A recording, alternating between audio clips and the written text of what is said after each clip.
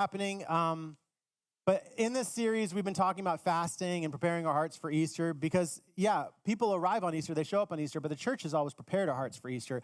And we've kind of just decided, how can we posture ourselves spiritually to do something meaningful with our hearts that will change the world?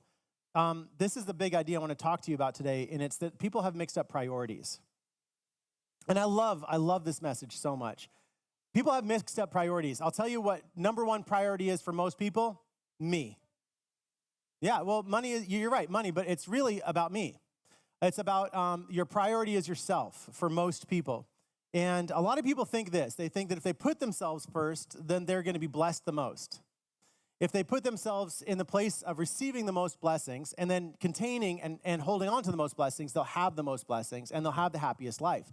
What we're talking about today is how to have an actually happy life, because you'll notice a lot of people who have a lot of blessings don't have a lot of happiness.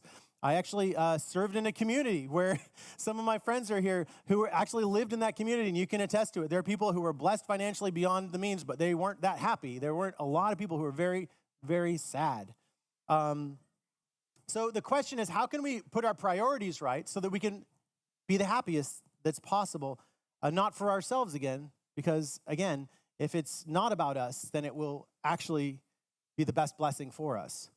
So where is God asking you to let life flow outward instead of inward in your life?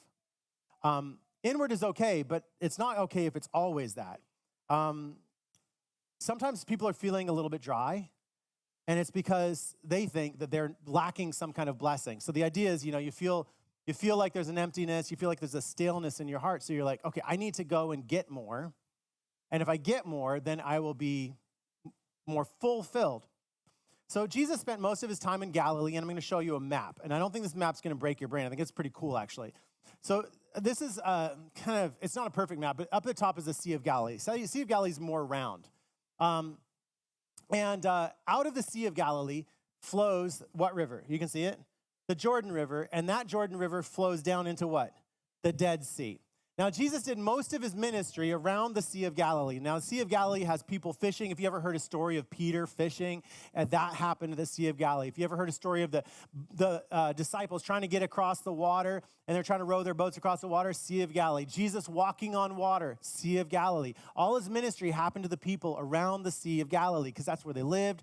That's where they did their commerce. That's what fed them, because that fish would become the means and the fresh water would become the means by which they could live. And then Jesus was also baptized in the Jordan River, right? So you have the Jordan River, and that's actually the river that people crossed in order to get into the promised land, to kind of give you some geography after they were getting this is a terrible, terrible map. Anyway, by the way, so it's what happened when AI makes a map for you. Okay, so don't hold on to too much of this. So forget the Israel and Jordan part. I'm just going to show you the Sea of Galilee, the Jordan River, and the Dead Sea. This is basically right, okay?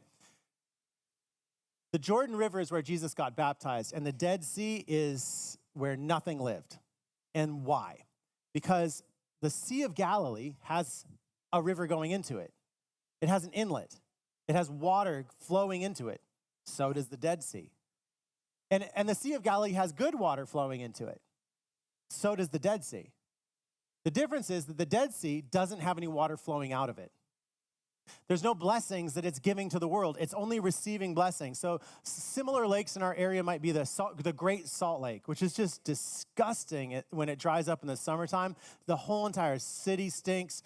It's nasty. I can tell you, as a kid, I used to go to the Great Salt Lake. The only thing that you can really do great on the Great Salt Lake, there's the Bonneville Salt Flats. And you can drive a car as fast and as long as you want without hitting anything, because it's just flat. So young people, you're looking for a place to go have some fun, be careful.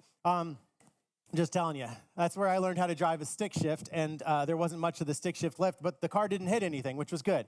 And I was 13, so that was really good. Anyway, so just letting you know, but sailing on the Great Salt Lake was a terrible experience. You think that you feel gross after the ocean.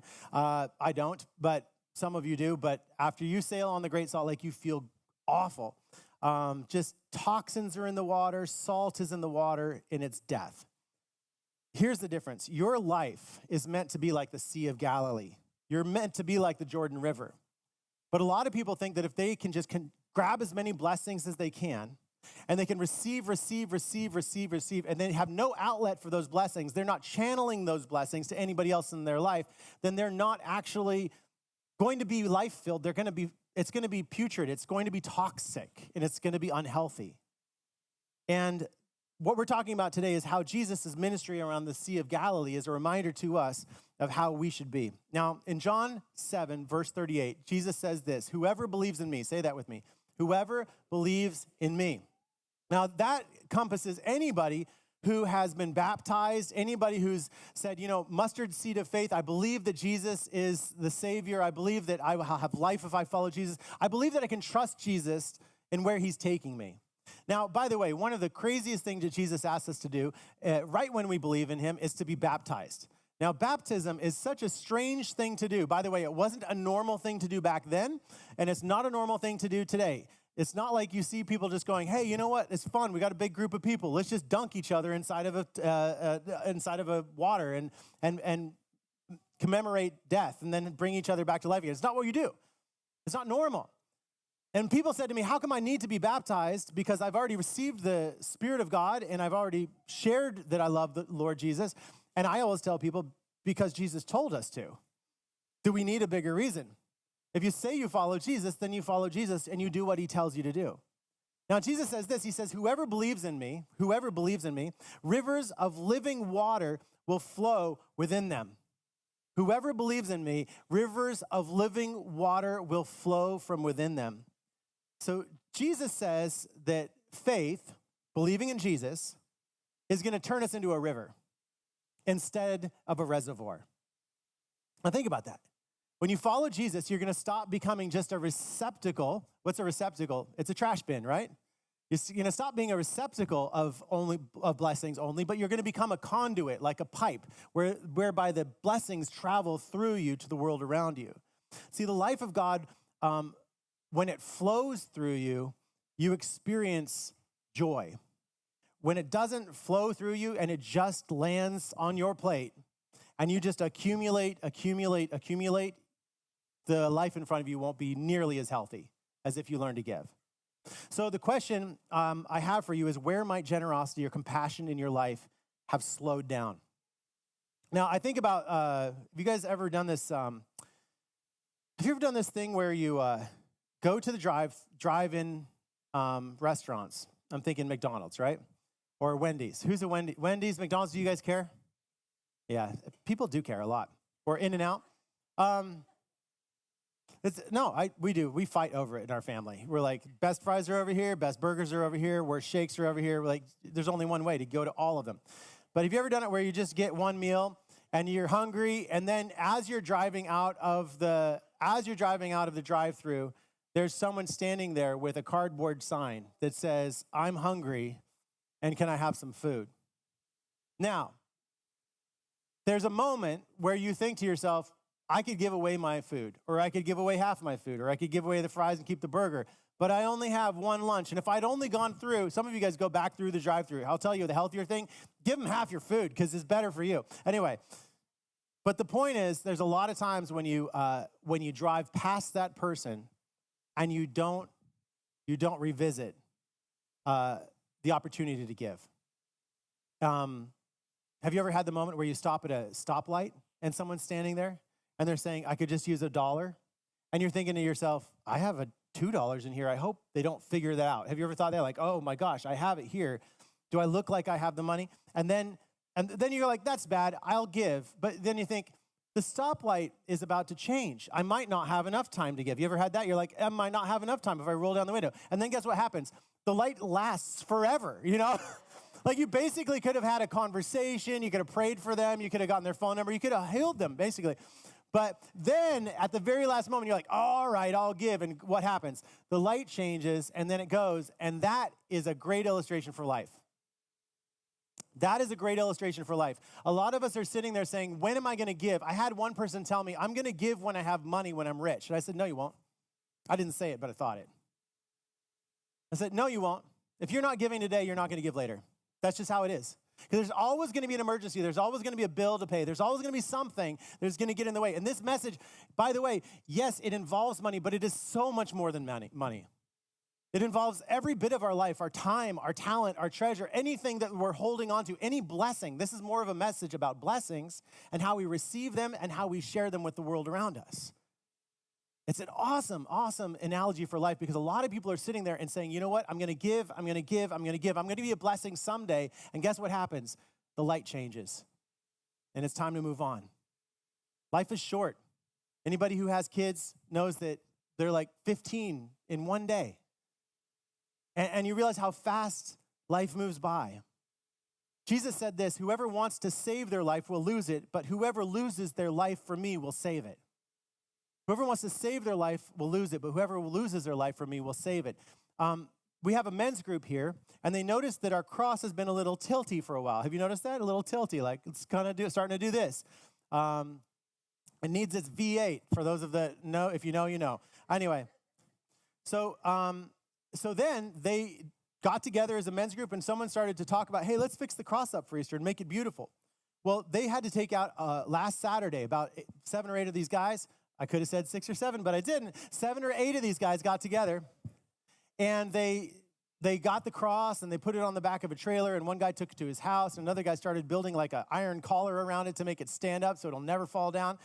And then this last Saturday, they got there and they built like a cement footing for it, and they started to build the frame for it. And do you know what happened in their life? Yes, they had to give up their Saturday. They had to say to their family, you know what? I can't stick around and mow the lawn today. I'm so sorry. They had to do things that were not the other things that they would have done. They had to do things that were not about themselves, and as a result, guess what happened? They made friends. Friendship was built. Dreams were shared. Now they have each other's phone numbers. They can call each other if there's ever a time of need, or just they want to have fun. See, now the joy is increasing in their life because they weren't making that day or that time in that day about themselves. They were making about somebody else. You know, later today, we're going to have our burrito potluck. Thank you. We're getting better at it. We're going to have a burrito potluck, yes. It is the best idea that's ever been had in the history of the universe. And the reason why it's amazing is because it's like a potluck, the best potluck you've ever been to, ever. Promise, it's the best food ever. But the coolest thing is you only have to bring one ingredient. Like literally you can bring a tub of sour cream, right? And that's it. You can feed a family of 5 with 1 tub of sour cream because someone else is bringing, I always bring a bowl of chopped onions, you know, like the green onions from my backyard. Like, this is brilliant. You do too? Okay, so I'll bring something else this year. But you can get a can of chopped olives. You know, the sliced black olives. You may not like it, someone else does. But there's just a little bowl and you bring it in and you feed the whole entire family for it. Now, what I think about is I think about how many times sour cream just goes bad in my fridge. Do you know what I mean? You could have brought that sour cream down there. You could have had a good time. But instead you're like thinking, hey, you know what? Oh, there's all these other things I could do for myself. But if you show up for others to bring the joy tonight, you will be filled up. And so that's why I'm handing out burrito potluck cards right now, okay? Okay, it's getting a little too much. No, I'm just kidding. I wanted that. Okay, so this is a little card that you can hand out. We're going to hand it down the aisle, and this is for anybody. If you didn't get one, by the way, invent something to bring. But there's some that are blank, and you can choose that. But they're simple. This one says, bottle of hot sauce. Who wants to bring a bottle of hot sauce? Anybody? Okay, it's going to sit in your fridge then. Oh, you're going to bring it? Okay, cool. It doesn't have to be fresh. It could be like 4 years old. It's fine. Just bring it, whatever. They'll never know. Just combine them. That's what we do with the mayonnaise. Ugh, okay, we don't do that with the mayonnaise. So can you, Luke, Andrew, come over here. Andrew and Luke. Okay. Yeah. So you guys are going to just go, this is how hard this is. You just literally have to hand it one half of that to that side of the room and one half to the middle. And then this is for you here. And then you don't even have to go up and down the aisle. You just hand it to them. It's like the offering. You guys get it? When the offering plate goes, you just pass that down. And if you don't get any in the back, that means you can bring anything you want. Anything. Not alcohol. I said anything for the burrito. But you can bring chips or anything like that. Okay? So guys, this is what I want to tell you. The cross, it reveals the path of life. The cross reveals the path of life. Now, the symbol of the cross at the time of Christ was death. Of course it was. Jesus would have walked with his mother and father when he was 12 years old back and forth from Jerusalem to his hometown, and he would have seen people hanging on crosses. That's what they did. That was intimidation, right? The highest form of it. If you break the law, this is what will happen to you or your loved ones or the people you care about. And then Jesus walked onto that most disgusting, terrible implement of torture, and he transformed it into a path of life. The cross isn't a 1 + 1 = 2. It's not like, that's one of the things that I think we need to understand. We tend to take a lot of theology and we reduce it to our capitalistic transactional understandings. Can I just put it there? So we're like, hey, it's all a transaction. It's like this was happened and this was happened and then it's all taken care of. Like, no, the cross took care of all of the debt of the entire world, the whole entire world. Every single bit of brokenness that you've ever had, every single wounding that you're going to make happen in somebody else's life, Jesus says, I'm going to lay the cross down over that, and you are going to not have to endure that punishment, but everybody gets free gift of life. Everybody gets it. Now, here's what I want to talk about. I want to talk about some things that are happening in our world. AI, does that ring a bell? Anybody know what that is? Okay, now, what it does is it's running off of an algorithm. And there's some neuroscientists and things that are talking about this and how the algorithms are actually embedded within us. That what we've actually done is we've only taken the algorithms that we already have, that God put into our soul and our mind, and we've pushed those algorithms out into these things. And now these things are running off of the algorithms that are really just mappings of our own algorithms, our own sicknesses, our own selfishness, our own greed, our own desires. And so the reason I want to talk about this is because algorithms are not new. Algorithms have been around since the beginning of time. A government is an algorithm. Capitalism is an algorithm. All of these things are algorithm. You do this and I do this is an algorithm. It's all equations. It's all transactional. Now here's what we've been sucked into believing.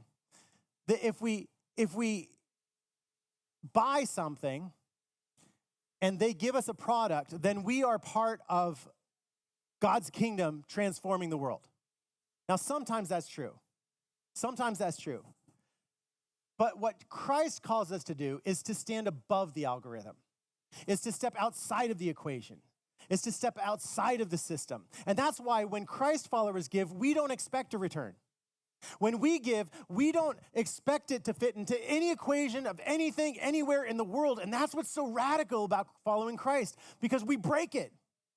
We break all of the assumptions, all of the understandings, and we start to give in ways that people don't even understand. See, if we are to have any freedom, then we need to do the unlikely and crazy things that Christ calls us to do. He says, lose your life. Make your life about losing your life. Make your life about being a loser. Make your life about putting yourself last. Do you know, everybody says if you want to be first, then you have to put yourself first. And Christ says, no, that's exactly the opposite. Because if you really want to see a win here, then you're going to put yourself last. You're going to run to the back of the line every single time. In fact, Jesus says that if you put yourself first, you're going to be last. And if you put yourself last, you're going to be first. And he breaks us and he frees us from all of the greed and all of the pushing. And you're never in competition. You're not going to be in a lot of competition in the normal scheme of things for the last place in line. One time I remember I was on a Boy Scout trip. Everybody goes, oh, you're in Boy Scouts. I loved it. It was so fun. We went camping every week. Every month. Not every week. That'd be a lot. We went every month. We would go backpack trips. There were like 3 or 4 days up into the mountains. It was awesome. There was this one kid, and me and him were kind of in competition for leadership, right? Like it was like, who's gonna lead this thing? And I wasn't even in competition for it. I was like, I don't even know what we're competing for. There's like 8 scouts. What is the deal here? So I didn't even really care about it. And then I just remember, you be the leader. Nobody wants to be the leader. You be the leader. So he ran up to the top of the mountain. He's like, I'm going to lead, right? So then I thought, okay, I don't know what to do. I'm just going to go to the very back of the line. So I'm at the back of the line, and there's a kid, and he can't get up the trail any further. And he just sits down, and he's so tired. And I go, buddy, what's going on? And my family had done backpacking my whole childhood. My dad, I think my family's extreme sports enthusiasts, to tell the truth, because we would cross ice cliffs as kids. I'm pretty much sure that we weren't supposed to talk about this in public. I'm pretty sure it's safe now. But anyway, Anyway, so this kid's stuck and he's sitting at the back of the, sitting on the trail. And I said, what's going on, buddy? He says, I just can't get up the trail. I'm like, dude, your backpack's small. What's going on there? Can I take something? He says, sure. He opens up his backpack. He had a cast iron frying pan in his backpack. I'm like, what? Who helped you pack this thing? This is crazy. So I'm like, okay, I'll carry your cast iron frying pan. So I throw his cast iron frying pan on. We go up a little further to the trail. This sounds like a children's story. It's true though. And then we go up the trail a little further. Some kid cuts his foot open. He's sitting there, he's bleeding, having a hard time. So I get down there. I go, oh, okay, you know what? I got a first aid kit. I did pack that, and I got a cast iron frying pan. But I don't think that's going to help you very much. So I start fixing up his foot and getting there. And then we go on. And like kid after kid after kid, every single one of them had broken down and fallen apart. And you know what this other guy had been doing? He'd been sitting at the top of the mountain saying, I'm the leader. And I learned something that day. If you want to be the leader, you got to put yourself at the back of the line. If you want to see change, if you want to be a part of helping people in this world, stop running to the front and expecting people to follow and thank you for it. Roll up your sleeves and you will experience joy and you'll have a story to tell. It was so much more meaningful to get to the top of that mountain, giving up my water because some kid didn't have the water to drink. He would have passed out. I don't know what would have happened to that kid, but that story would have been a very different story. And I always knew that if I told it, it would take away all the purity from it. So now today I've ruined it. Just kidding. It's actually a weird thing in Christian circles. They say, hey, if I tell the story, then somehow it's not genuine humility or kindness. Christ says, share the good news with others. Tell about how Christ is moving your heart. Be open about it. Don't hide these things. Jesus says, why would you put a lamp under a bushel basket? Hold it up for the whole world to see and tell about the cool things that God's doing in your life. The cross reveals the path of life. Jesus put himself last.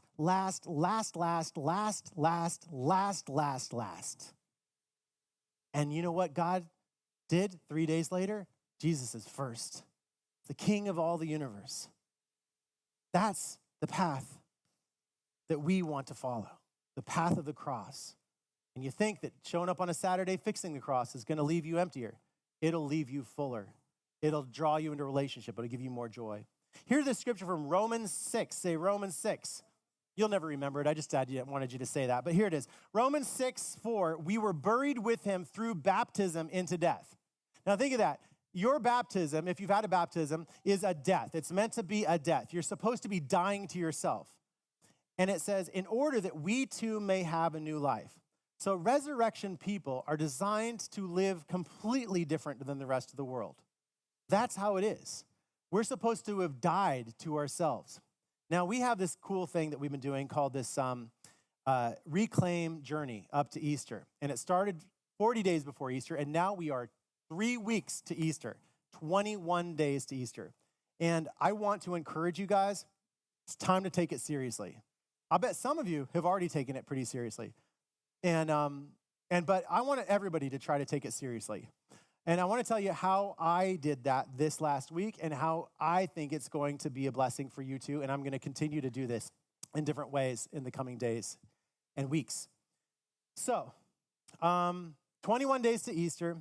I did what I've been doing. I've developed a little bit of an addiction. By the way, the whole place went so silent in the first service because they thought I was going to drop some crazy bomb. It's a simple thing, okay? It's not a big deal. But, okay, it's a bit of an addiction. And I'll tell you why it is a little bit of a big deal. Is because when I was married, my wife told me that we have one prenuptial agreement. Do you know what a prenuptial agreement is? It means that if you do this, then we're not together anymore. Now, my wife told me after the first service, she said, you didn't make it clear that that was kind of a joke too. I was like, so there's a reason that if you meet anybody from the first service, you can help them realize there's no real prenuptial agreement. It's kind of a joke, and the addiction is not that scary. But here's what I want to tell you. The prenuptial agreement the joke was don't drink caffeine, but not a joke, because I'd drink caffeine and I'd try to sneak it in and I'd go home and she'd say, what's wrong with you? She'd look into my soul. She'd say, did you have caffeine today? I'd be like, no, I didn't have any caffeine. Okay, so it's not good. I was born caffeinated. I don't need to add to it. So this is my caffeine-free coffee, if you believe it. It is. So this is the part that's kind of funny to me, and I want to tell you, I know that if you have a preacher, I know what you want.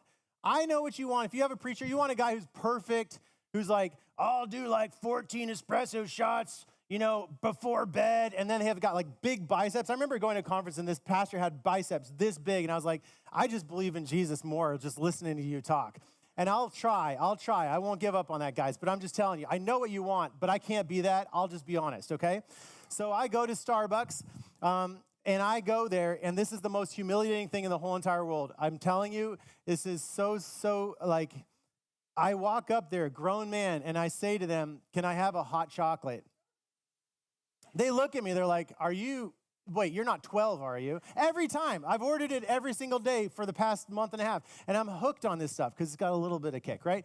So then, then they all say, do you want whipped cream? And I'm like, yes, I do. Do you want to know how bad it gets? This is how bad it gets. So then they'll say, you want whipped cream? And I'll say, I want whipped cream on the side. And they'll be like, why do you want whipped cream on the side? And I'll say, well, because it displaces the hot chocolate. When you give me whipped cream on top, it takes this much of the cup away. So I need a venti cup of hot chocolate with a pup cup. So I sit there licking my whipped cream.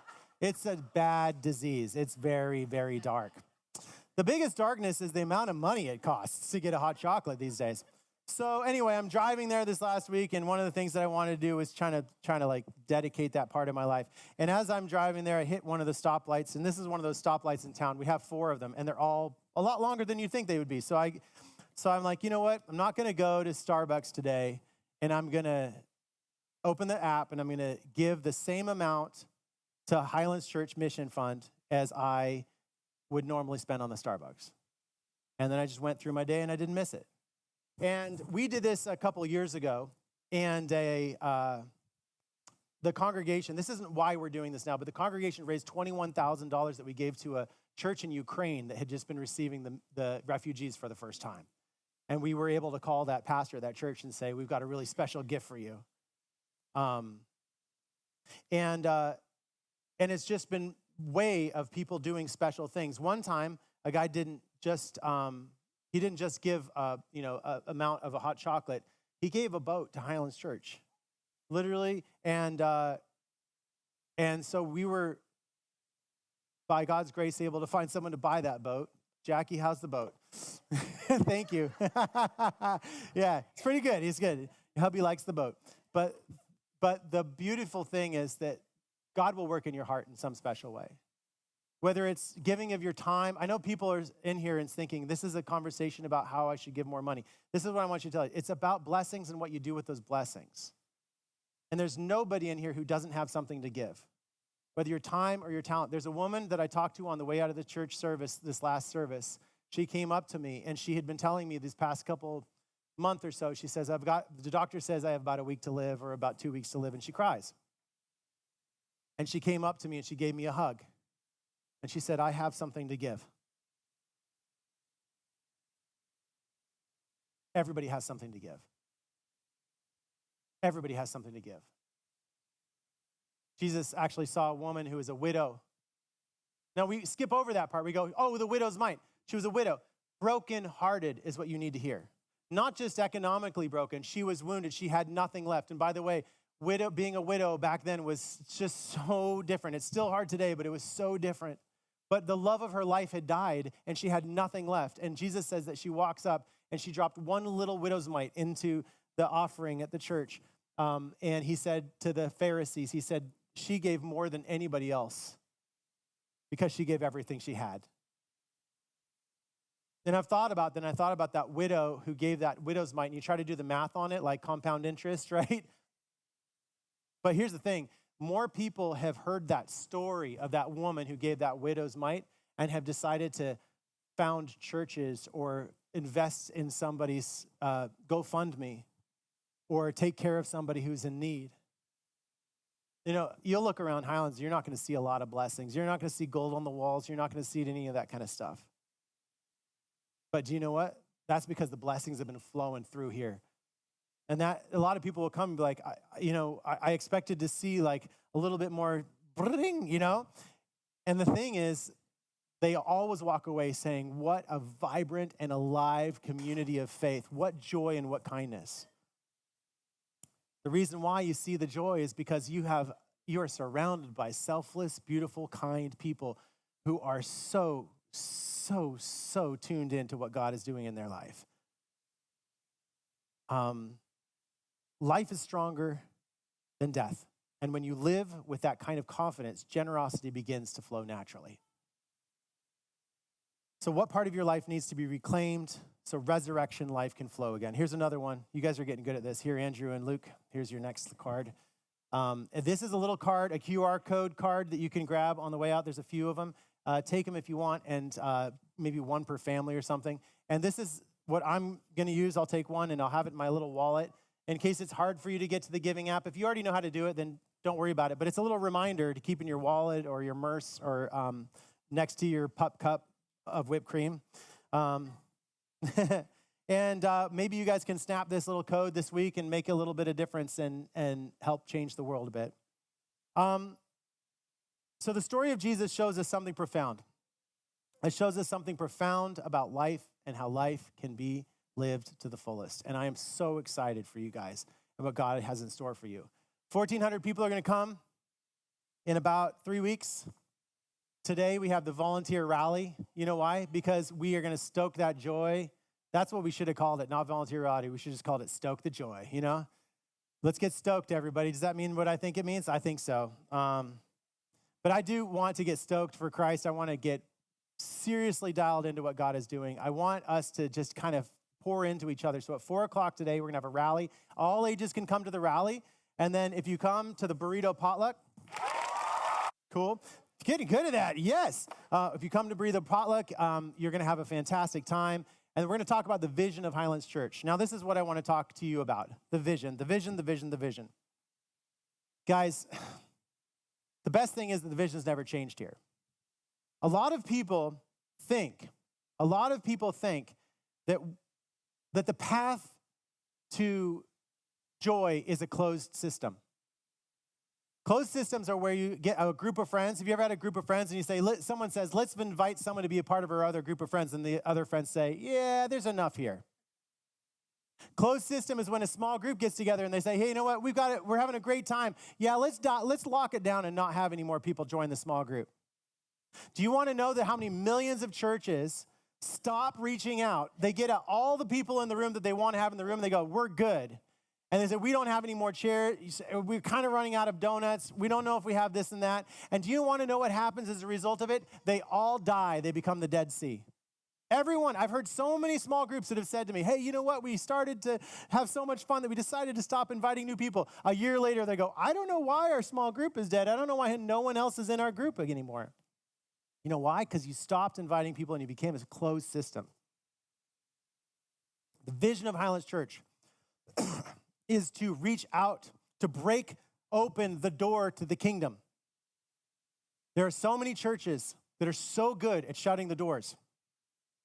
We are following in the path of Christ.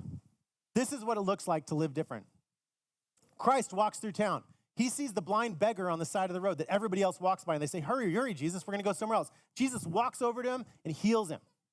Jesus goes in town. There's a lady who's bleeding for 7 years, ritually unclean, not okay for any guy or anybody to touch her. She touches him, and he reaches out and blesses her and heals her.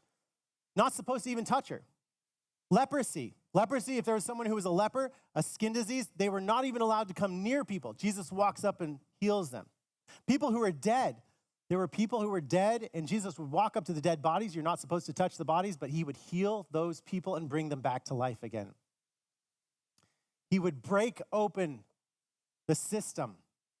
There were people who would say, Jesus, come speak into politics. We want you to become a politician. Jesus says, I'm not going to be part of that garbage. That's a receptacle. He said, that is not my goal, to become part of systems.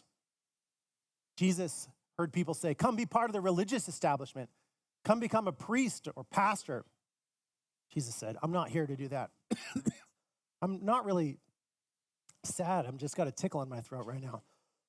Do you just want to watch me cough for a little bit? Is that what you want to do? This is an advertisement So Obas, you're welcome to sponsor us if you want to. These are Taylor Max throat lozenges. Taylor, am I cool? Cool. That's Taylor. Wow, his voice sounds different. Okay. All right, I got to get through this because this is so important. Devil, you're not going to make me stop talking right now. Okay, ready for it? This is what I want to tell you. Christ broke open the doors for everyone. Even Peter, who was following Jesus, said, you know what? This should be limited to the Jewish people, to the Jews. And God said, no, this is for the whole entire world. You are here because someone broke open the system for you. You are here because someone stepped out in courage to try to do something bold and try to love you and care for you. You are here because somebody else gave, because somebody else broke away from the algorithm. That is why you are here today. And I want to let you know, it is the path of Christ. And the vision is this simple. Guys, we are going to reach out to everybody who is a loser in this town. We're going to reach out to everybody who's an outcast in this town or in this area. We're going to reach out to everybody. Raise your hand if you're a loser. Okay, you guys have not been hearing enough Jesus. All your hands are supposed to go up. We've been reaching out to everybody. And here's what the truth is. There is life in that pathway. There is life in that pathway.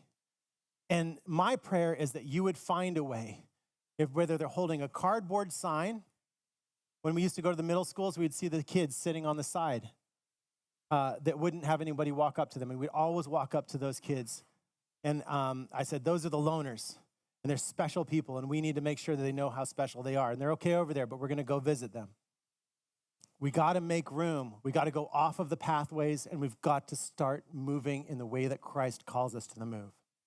That's why if we do that, there will be 1,400 people on Easter Sunday. That's why. If we do that, because you know what it means? It means you have to go, this is what it means. It means sometimes, and this is how God moves in your heart, it means sometimes you have to snap the Easter postcard you got today and put it on your social media.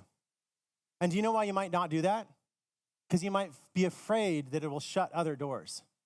You might be afraid that it'll out you or make you look in a certain way. Because you know what you're doing? You're spending social capital. You're spending relational capital. You're putting yourself out there. And you know what? Your fear is that it's going to close things up. But when you give, whatever that is, and it doesn't have to be the Highlands postcard, it could be some way, when you give, you are going to receive more and more and more. And that's the pathway forward. So tonight, volunteer rally, 5 o'clock, we're going to have the burrito potluck.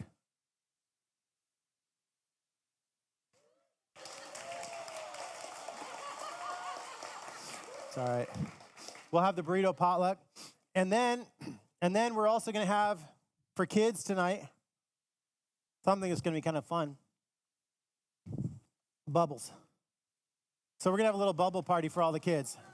So if you guys want to come on down here, who's a kid that can stand at the sidewalk and blow bubbles on everybody as they leave? You guys want to do it? Since I've been picking on you all day, maybe I'll just ask Luke and Andrew to go out there and blow bubbles on people to get them to come. Sound good? You want to do it? Are you down? Who wants the gun? Here, you can take the gun. And you can choose who can do that. All right, go out the path out there. Go out their path and shoot people with bubbles as they go. Give a round of applause to Andrew.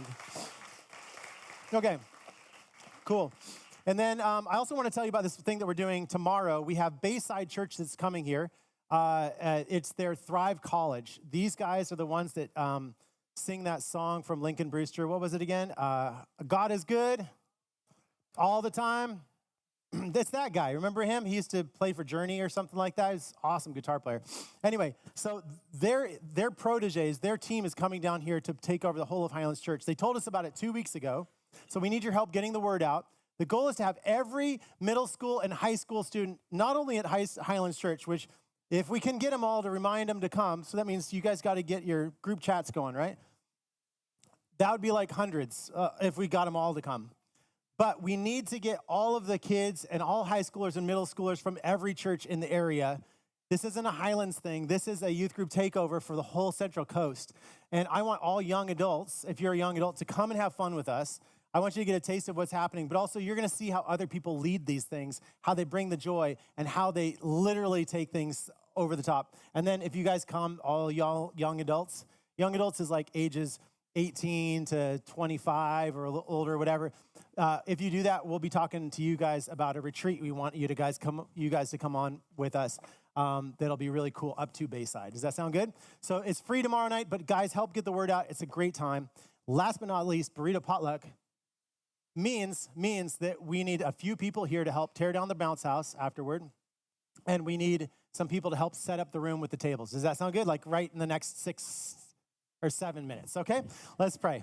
Lord Jesus, we thank you so much for what you're doing. We love you so much. If there's anybody in here who's feeling like they don't have what they need, or they just need a hug, help them to stick around afterward and share their prayer concerns. I believe, God, you have big, big dreams in store for these hearts and minds. Let no one walk out of here feeling as though they are not enough or they don't have enough blessings to bless the world. Because the truth is, you are with us. And all God's people said, amen. Please stand for your benediction. And what's the benediction? Jesus Christ is with you. He's above you, beneath you, beside you, in front of you, behind you, and within you, giving you his peace both now and forevermore. Amen? Go give him heaven, guys. You got it. God bless you.